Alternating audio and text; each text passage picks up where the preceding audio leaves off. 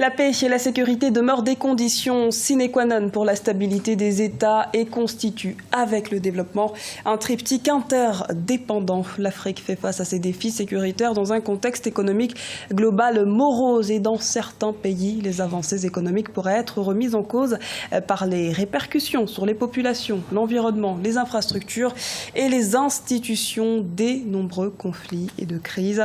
Les enjeux du Forum de Dakar sur la paix et la sécurité sont ainsi nombreux. Nous continuons de suivre et vivre avec vous ce rendez-vous qui entend apporter des réponses à ce fléau. Nous retournons donc en direct de Dakar. Excellences, distingués invités, Mesdames et Messieurs, permettez-moi tout d'abord de remercier Monsieur le Président Macky Sall et à travers lui les autorités et le peuple sénégalais pour leur hospitalité. Le gouvernement sénégalais a su pérenniser ces forums pour réunir à Dakar autant les experts et intervenants de la région que les partenaires internationaux.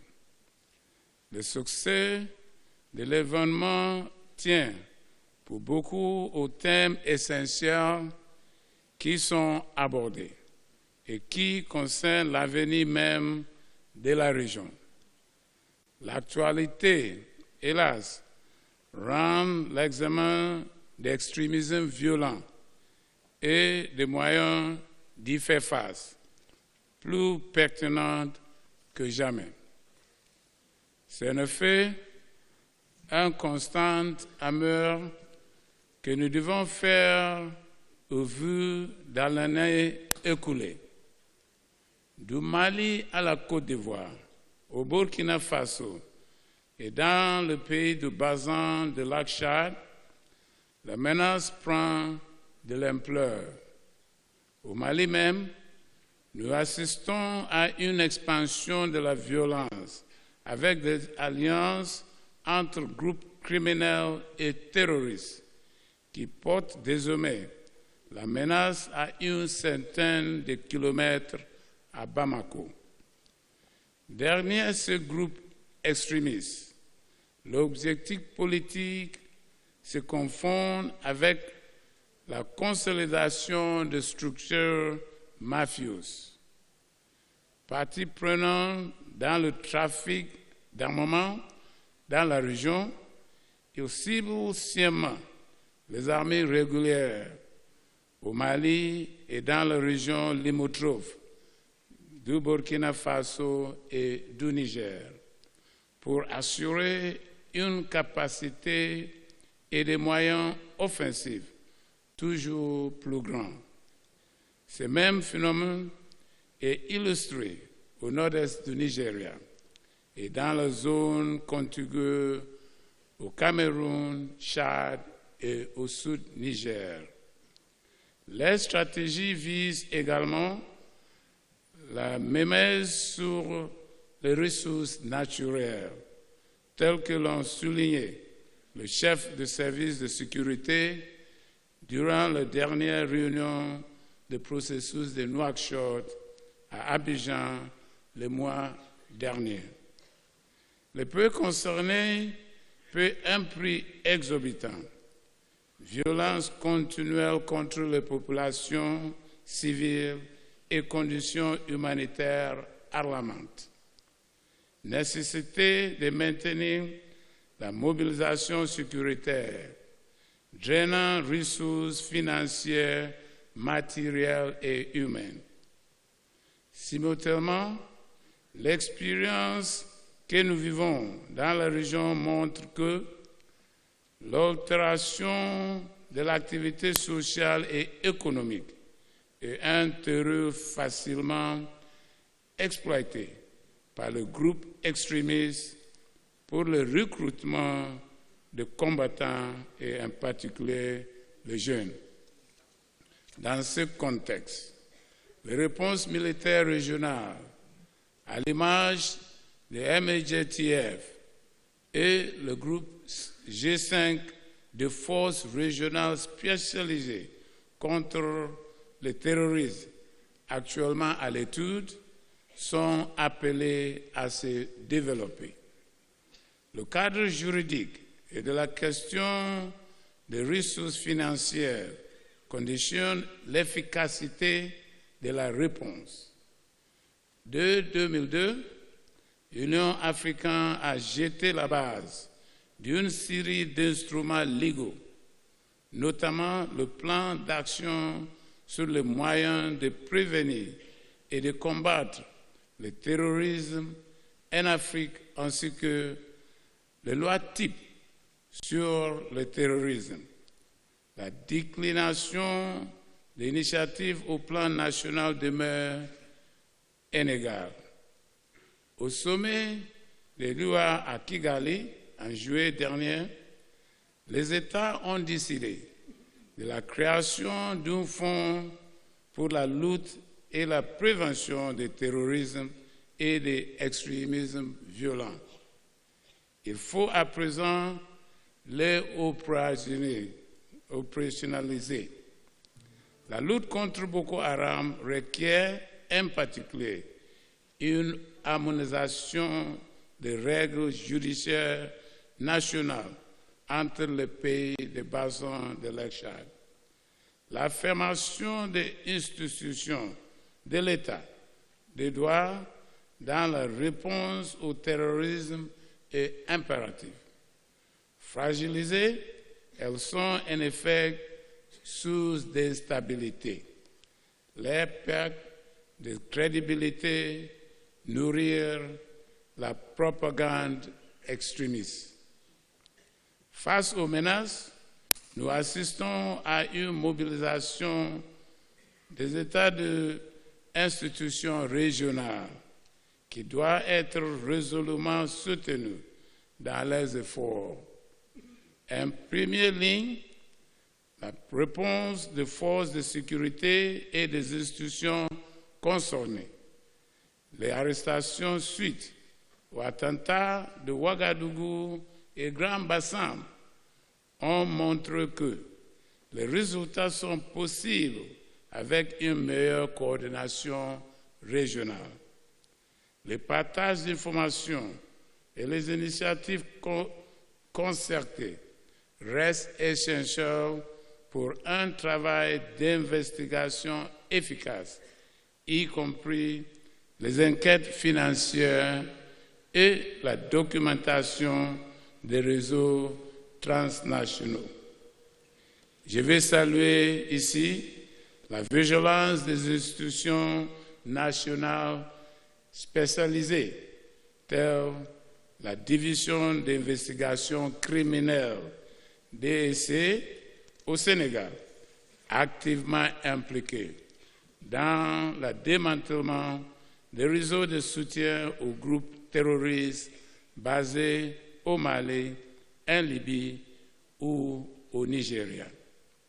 Mesdames, Messieurs, au-delà des réponses sécuritaires et judiciaires, la prise en compte de la sécurité humaine dans son ensemble et les efforts en termes de prévention sont au cœur des projets portés par les Nations Unies. Cette volonté d'agir a guidé le plan d'action du secrétaire général présenté le 24 décembre 2015 qui donne un nouvel élan aux piliers 1 et 4 de la stratégie antiterroriste mondiale adoptée par les Nations Unies en 2005 et réaffirmée par l'Assemblée générale en juillet dernier. Le Bureau des Nations Unies pour l'Afrique de l'Ouest et le Sahel entretient un partenariat actif avec les institutions de la région et organisations multilatérales pour travailler sur la prévention. En collaboration avec le gouvernement suisse, nous avons organisé en juin dernier une conférence à Dakar sur ce thème. Dans le contexte de la mise en œuvre de plans d'action du secrétaire général. Pour renforcer le rôle des femmes dans les initiatives de prévention, nous collaborons notamment avec le G5, Union africaine et des centres régionaux WANEP, West African Network for Peace, et le KPTC, Kofi Annan International Peacekeeping Training Center. Nous appuyons les colloques régionaux sur la radicalisation et l'extrémisme violent organisés par le MISAEL, en coopération étroite avec le G5. Le premier a eu lieu à Bamako en octobre dernier et la prochaine réunion se tiendra à Niamey le 8 au 10 décembre. Ces réunions permettent d'échanger plus régulièrement entre les parties prenantes, institutions nationales, société civile, représentants religieux, partenaires au développement. L'objectif que partage le plan d'action du secrétaire général est également l'appui aux plans d'action nationaux et régionaux. Nous devons construire la résilience face au terrorisme. C'est une entreprise de longue haleine qui demande une approche structurelle et misant sur l'éducation en tant qu'arme de construction massive, pour reprendre le mot de Michel Jean. La sensibilisation auprès des jeunes impose également de construire des relais locaux, le cadre familial et communautaire en tant que socle de la prévention. Pour le gouvernement, il s'agit de tendre la main aux représentants de la société civile et d'établir la confiance. Un autre projet de société doit être proposé à la jeunesse. Elle doit pouvoir déconstruire la narrative extrémiste, utiliser l'espace d'expression et se voir offrir des alternatives, perspectives d'espérance et d'ouverture sur le monde. Face au diagnostic des tendances actuelles, il n'existe pas de stratégie unique ni de recettes miracles. Nous sommes face à ce qui reste un phénomène complexe qui se nourrit tour à tour de concerns d'État, des fausses sociétés, des nécessités économiques, des réflexes de protection et de lures idéologiques. En matière de prévention, beaucoup d'initiatives se font jour qui illustrent la solidarité avec les pays affectés. J'appelle à cette occasion les partenaires à veiller à ce que la conception et l'exécution de leurs programmes de prévention se fassent sur la base d'échanges approfondis avec le gouvernement concerné pour s'inscrire dans un cadre national cohérent tenant compte des perceptions locales. Mesdames, Messieurs, ces 2 jours d'échange vont encore souligner, s'il en était besoin, la détermination de tous les acteurs à renforcer leur coopération et à trouver des réponses communes. Je vois dans les très nombreux intervenants de haut niveau venus partager avec l'expérience de terrain et d'analyse, le gage d'échanges fructueux. Et je vous remercie. Et à présent, je donne la parole à mon cher frère ami, le ministre des Affaires étrangères du Cameroun.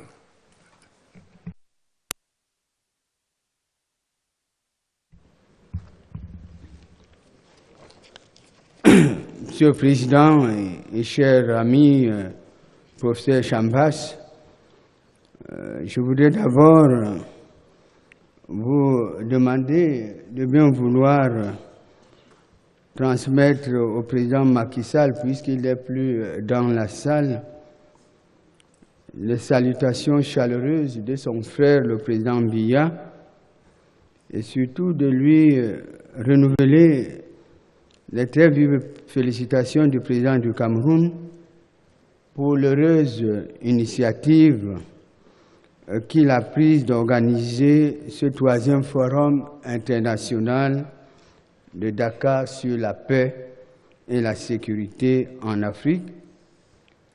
Forum autour duquel, ou alors sur lequel il a eu à échanger lors de sa visite à Yaoundé la semaine dernière avec le chef de l'État camerounais.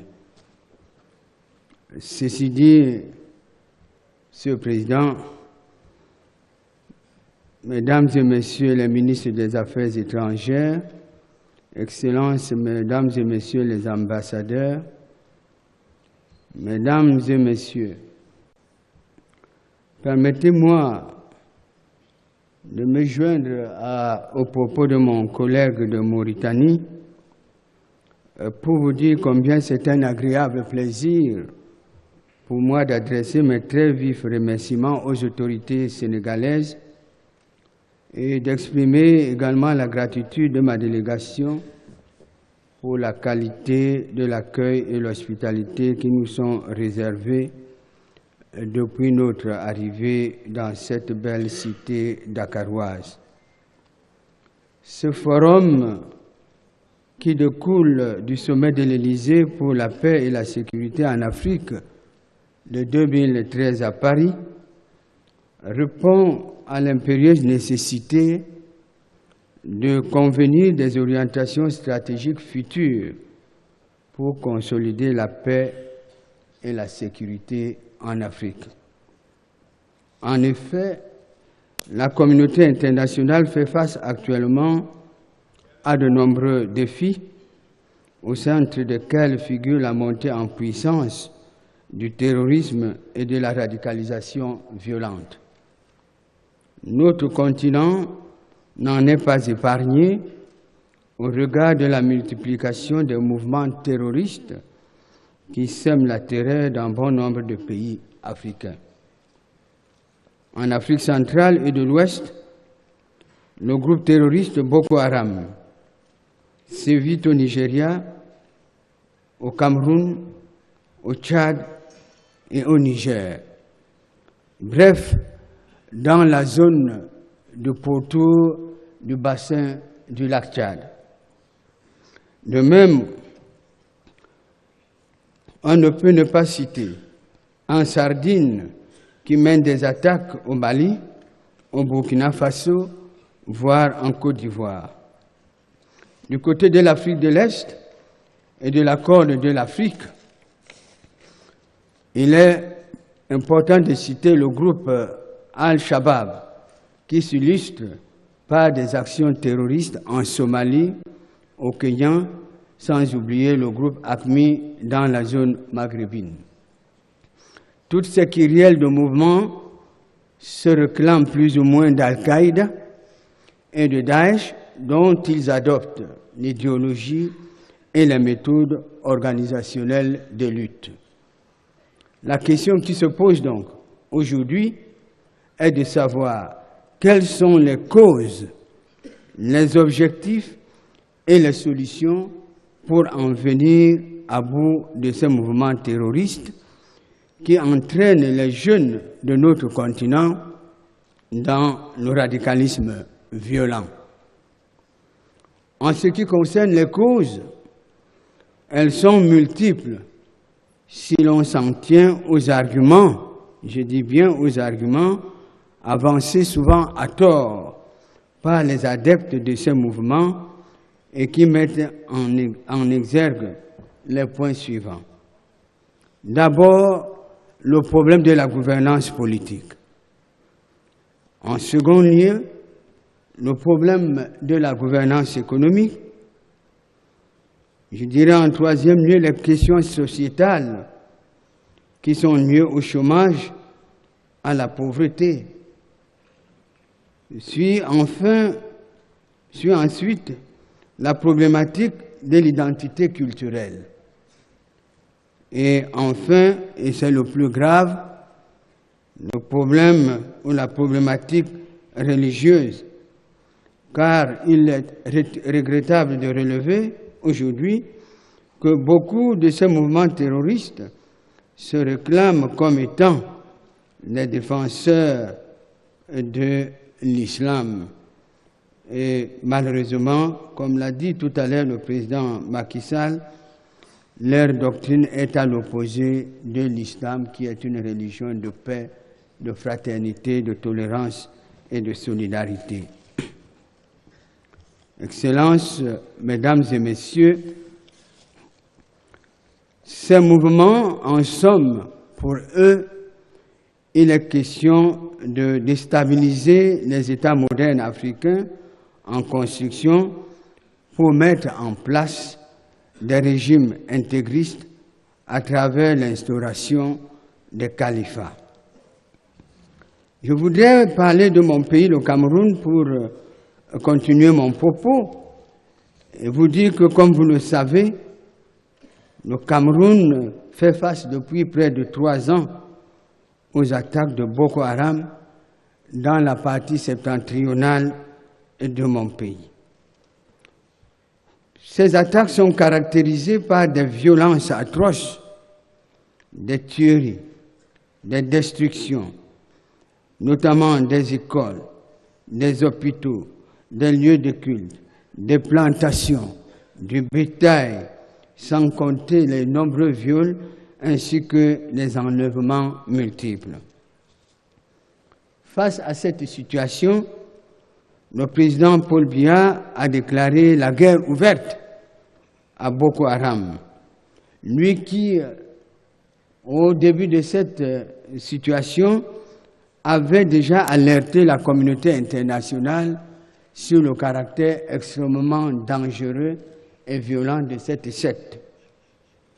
À l'époque, la communauté internationale n'avait peut-être pas encore mesuré la dangerosité de cette secte.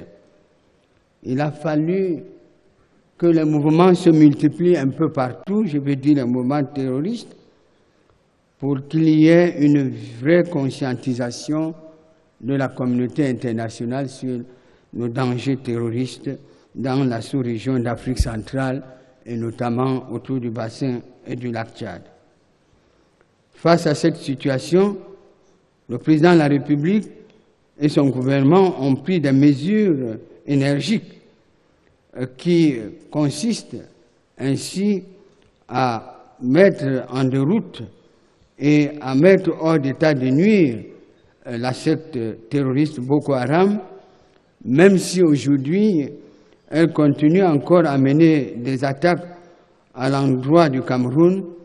Nous sommes heureux de dire que son action a été affaiblie, et ceci à la suite d'un certain nombre de mesures engagées, notamment la mobilisation des forces de défense et de sécurité, la mobilisation de la population, la création au sein de cette population de comités de vigilance et de défense, et surtout aussi, nous devons le dire, la coopération renforcée avec les acteurs bilatéraux et multilatéraux. Sur ce plan, nous voulons citer les efforts de concertation qui sont menés entre les pays du bassin du lac Tchad, notamment le Nigeria, le Cameroun, le Tchad, le Niger, à travers la force multinationale sécuritaire qui est réactivé. Nous voulons ici saisir l'occasion pour saluer la communauté internationale et ceux des partenaires bilatéraux et multilatéraux qui continuent à accompagner le Cameroun dans cette lutte contre Boko Haram. J'en reviens maintenant à notre thématique pour dire que face à cette situation, il est question, comme il a été dit par les éminents intervenants ce matin, que la lutte contre le terrorisme n'est pas aujourd'hui l'action que doit mener un seul pays, puisque le problème est devenu mondial. Et c'est en cela que le chef de l'État du Cameroun avait déclaré dans les tribunes internationales qu'à menace globale aujourd'hui que constitue le terrorisme, eh bien, il faut apporter une riposte globale. En cela, donc, nous voulons ici apporter quelques éclairages sur les mesures qu'il conviendrait de mettre en place, surtout les stratégies qui méritent donc d'être auscultées pour apporter des solutions efficientes, des stratégies qui passent par la mutualisation des mesures sécuritaires, l'adaptation des forces de défense et de sécurité aux nouvelles menaces contre la sécurité, le renforcement de la coopération en matière de renseignement, l'utilisation des technologies modernes, telles que ça a été dit ce matin par M. Lassu, secrétaire général adjoint des Nations Unies, chargé des opérations de maintien de la paix, par l'utilisation des drones, des satellites, des hélicoptères équipés, des GPS, ceci pour détecter à l'avance les programmes d'action ou d'attaque envisagés par les terroristes, et ceci pour couper les sources de financement issues souvent des trafics de drogue, des armes, des êtres humains, etc. Mais, comme il a été souligné, la guerre contre le terrorisme et la radicalisation ne sauraient se limiter sur le plan militaire et sécuritaire.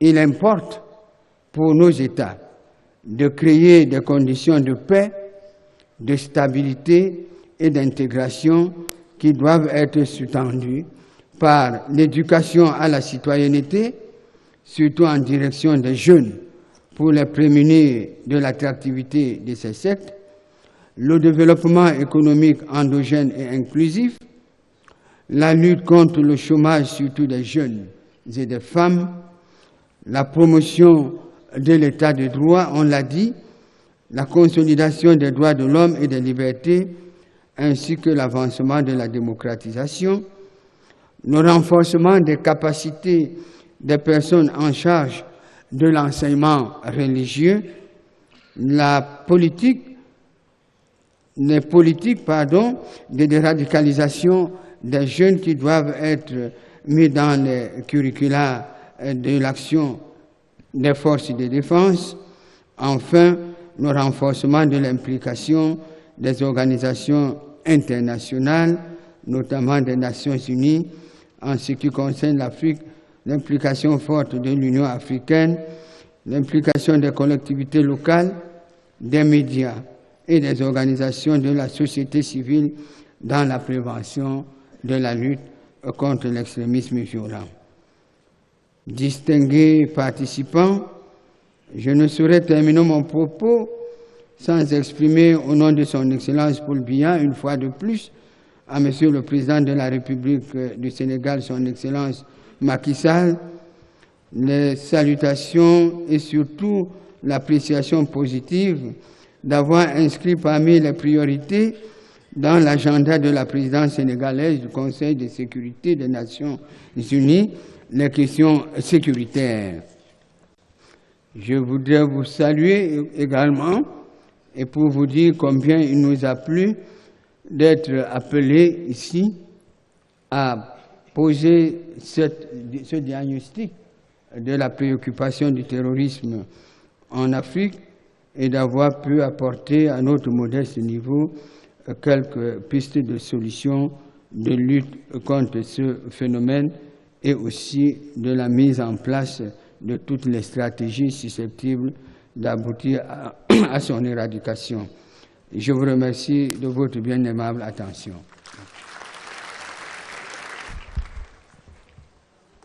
Excellences, Mesdames et Messieurs,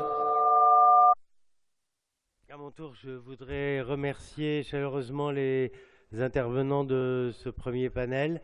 Je voudrais aussi présenter toutes les excuses des organisateurs pour l'important retard pris dans le déroulement du programme aujourd'hui. Nous sommes en train d'essayer, avons pris des dispositions pour essayer d'organiser le déroulement dans les meilleures conditions de la suite du programme. Aussi, je vous demanderai, en sortant par la droite, de rejoindre les conférences et les ateliers que vous avez choisis pour que les discussions et débats libres dans les ateliers puissent démarrer dans les meilleures conditions. Nos équipes et les hôtesses sont déployées pour orienter vers les salles de conférences et des ateliers. Aussi, je vous serais vraiment reconnaissant de pouvoir rejoindre ces salles dans les meilleurs délais. Voilà, avec tous nos remerciements encore et tous nos remerciements au président Chambas pour avoir présidé cette plénière. Merci beaucoup. Nous arrivons au terme de cette émission consacrée au 3e Forum international de Dakar sur la paix et la sécurité qui se déroule au Sénégal. Merci à vous, téléspectateurs, d'avoir vécu ce moment en direct sur Africa 24. Merci aux invités qui nous ont accompagnés tout au long de cette émission. Et un dernier merci à la rédaction d'Africa 24, à la régie d'Africa 24.